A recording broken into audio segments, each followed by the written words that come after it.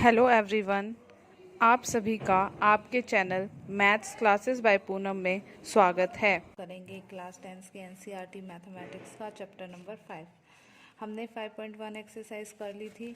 आज हम करेंगे एक्सरसाइज 5.2। तो एक्सरसाइज 5.2 में जो फर्स्ट क्वेश्चन है आपका, fill in the blanks in the following table given a. First term दे रखी है, प्रथम पद दे रखा है, डी कॉमन डिफरेंस दे रखा है, सार्वधातर दे रखा है, A N nth term of A P दे रखी है। ये फिल इन द ब्लैंक्स है, इसमें कहीं आपको डी निकालना है, कहीं ए एन निकालना है, कहीं ए निकालना है। तो पहले हम इसको करते हैं। इससे पहले हमने फर्स्ट एक्सरसाइज में एक फॉर्मूला लर्न किया था ए एन का, तो वो ए एन, तो हमने ये फॉर्मूला किया था A N A plus N minus one into D.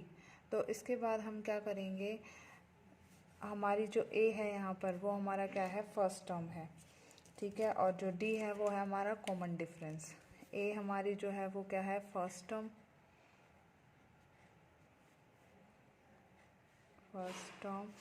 और डी जो है वो कॉमन डिफरेंस है।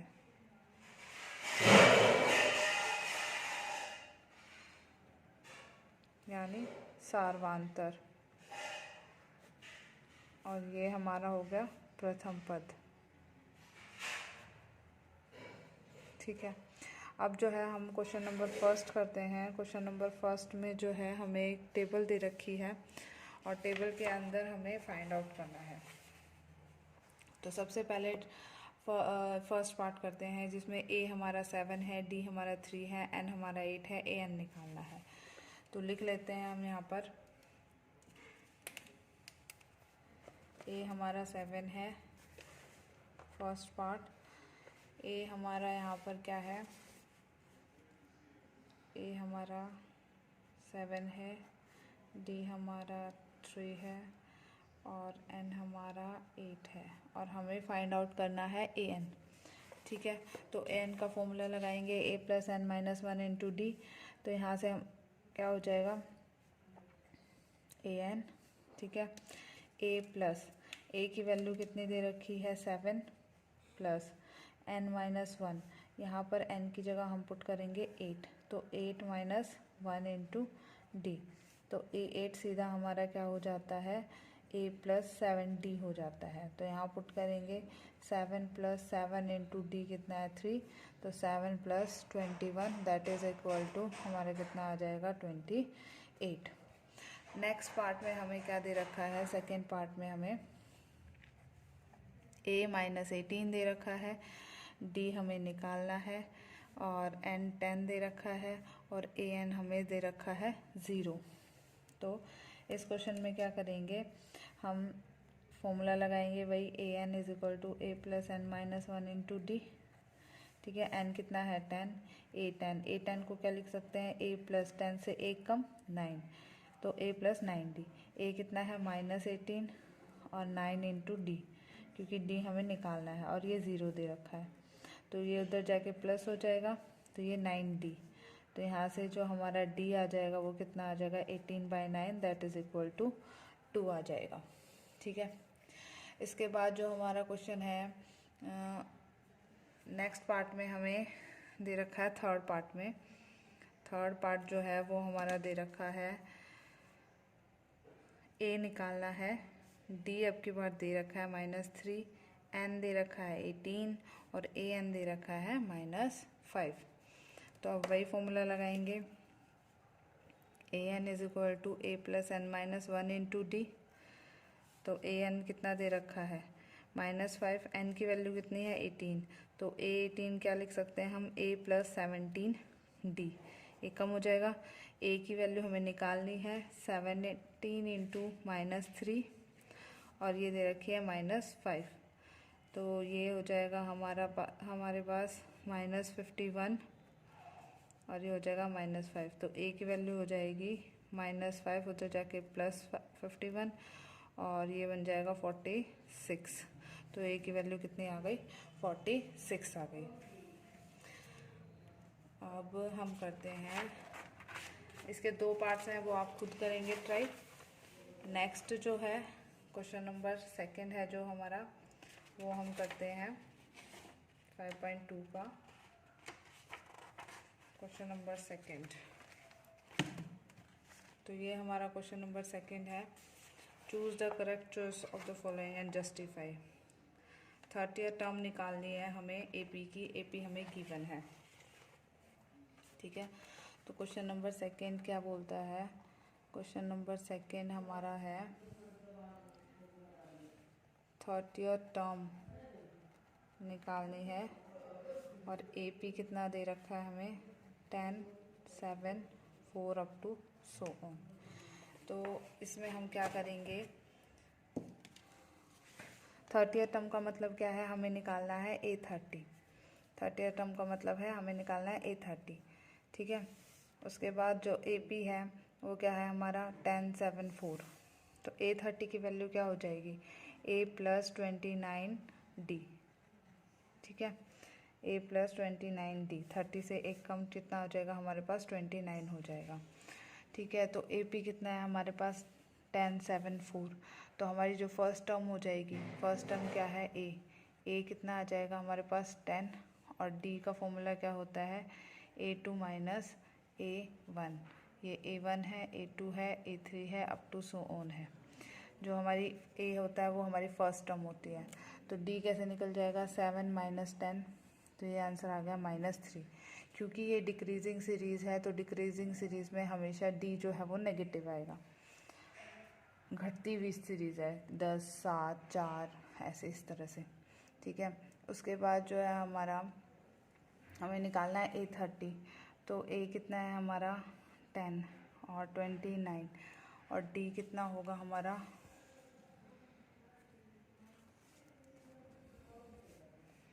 D होगा -3।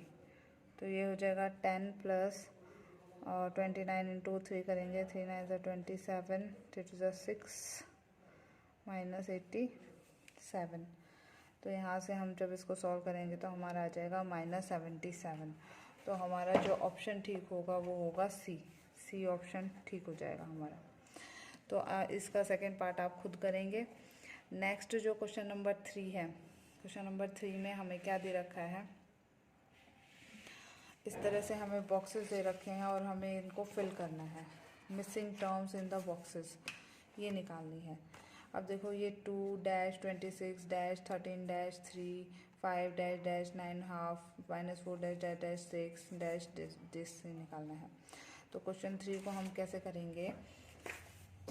क्वेश्चन नंबर 3 जो है इसका फर्स्ट पार्ट करते हैं पहले हम, ठीक है।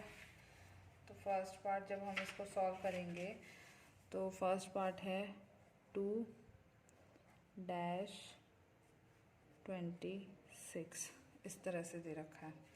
तो इसमें हम क्या करेंगे? ये निकालना है हमें बीच की वैल्यू। अब ये पता है हमें ये A1 है, ये A2 है और ये A3 है। तो हमें बीच की टर्म निकालनी है। क्योंकि ये AP में है तो इनका डिफरेंस सेम होगा। तो A2 - A1 को हम लिख सकते हैं A3 - A2। अगर ये AP में है तो हमारा जो सार्वधातर है वो सबका सेम होता है। तो इसमें से इसको घटाएंगे और इसमें से इसको घटाएंगे तो सेम होना चाहिए। तो इसको मान लेते हैं x। तो 2x - 2 = 26 - x। ये माइनस उधर आके प्लस हो जाएगा तो 2x हो जाएंगे। 26 + 2 तो ये कितना हो जाएगा? 28 और ये 2x और x की वैल्यू कितनी आ जाएगी? 28/2 दैट इज़ इक्वल टू 14। इस तरह से हम इसको सॉल्व कर देंगे। और हम जो सेकंड पार्ट है वो आप खुद ट्राई करेंगे। हम करते हैं फोर्थ पार्ट। जो इसका फोर्थ पार्ट है वो किस तरह से है? -4 डैश 4 बार डैश है और फिर 6 है और हमें ये सारी टर्म्स निकालनी है। तो इसके लिए हम क्या करेंगे? सबसे पहले अब हमें पता है A कितना दे रखा है, ये दे रखा है। ये A1 हो गया, A2 हो गया, A3 हो गया, A4 हो गया, A5 हो गया और ये हो गया हमारा A6। हमें D की ज़रूरत है। तो A6 जो है हमारा उसको हम क्या लिख सकते हैं? A + 5D। A कितना है? -4 + 5 × D और A6 की वैल्यू कितनी दे रखी है? 6। तो यहाँ पर आ जाएगा 6 और ये +4 हो जाएगा, ये 5d, ये 10 और ये 5d, और d की वैल्यू कहाँ आ गई हमारे पास 10/5 दैट इज़ इक्वल टू 2। अब d की वैल्यू 2 आ गई तो ये हमारी सीरीज़ जो होती है वो क्या होती है, a+d, a+2d, a+3d, a+4d, इस तरह से होती है। a2 को हम a+d लिख सकते हैं, a3 को हम a+2d, a4 को a+3d, a5 को a+4d, इस तरह से हमारी सारी टर्म्स निकल जाएंगी। तो जब हम इसको निकालेंगे तो यहाँ से करेंगे d2 है, a कितना -4 और +2, ठीक है, तो आंसर कितना आ जाएगा -2। यहाँ करेंगे a -4 + 2d, 2d कितना है, d है 2 × 2, तो ये आ गया -4 + 4 that is equal to 0।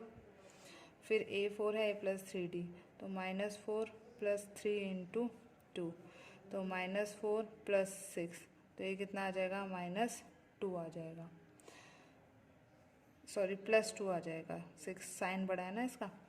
a5 में a+4d है तो a की वैल्यू है -4 और 4 × d की वैल्यू 2, तो -4 + 8, ये कितना आ जाएगा 4, ठीक है।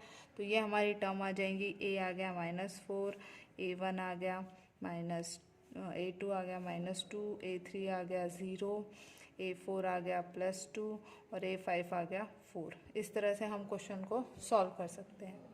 इसी तरह आप इसका जो 6th पार्ट है उसको सॉल्व करके दिखाएंगे, ठीक है। मैं हिंट दे देती हूँ किस तरह से आप सॉल्व करेंगे। जो 5th पार्ट है उसमें -38 -22 इस तरह से दे रखा है। अब इसमें जो है हमें a नहीं दे रखा, तो इसमें क्या दे रखा है, ये a1 हो गया, a2 हो गया, a3 हो गया, a4 हो गया, a5 हो गया, ये a6 हो गया। तो a2 की वैल्यू दे रखी है, यानी इसको हम a+d लिख सकते हैं, और a6 की वैल्यू लिख रखी है, इसको हम a+5d लिख सकते हैं। तो यहाँ से मेरी इक्वेशन जो बनेगी a+d, a2 की वैल्यू कितनी है 38, और यहाँ से इक्वेशन बनेगी a+5d, a6 की वैल्यू है -22। तो ये फर्स्ट इक्वेशन हो गई, ये सेकंड इक्वेशन।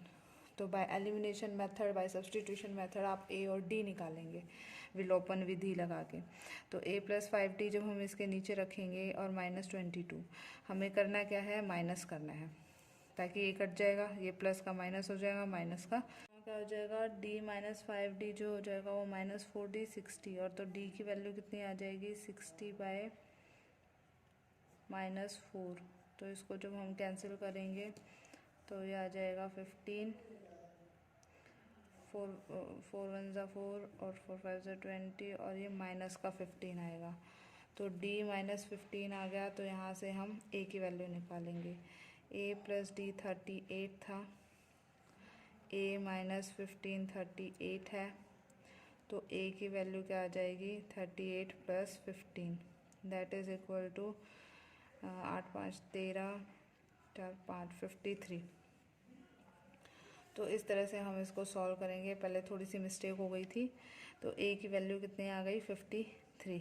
अब d कितना है -15 करते रहेंगे तो हम इसकी वैल्यू निकाल सकते हैं।